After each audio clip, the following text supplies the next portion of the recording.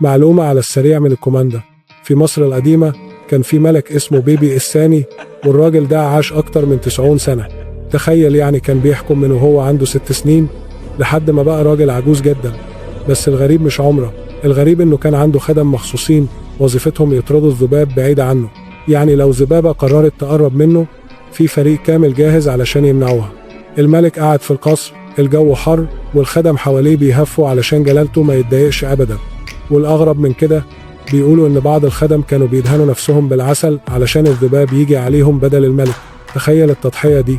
وده يورينا قد إيه الحياة زمان في القصور كانت مليانة غرائب.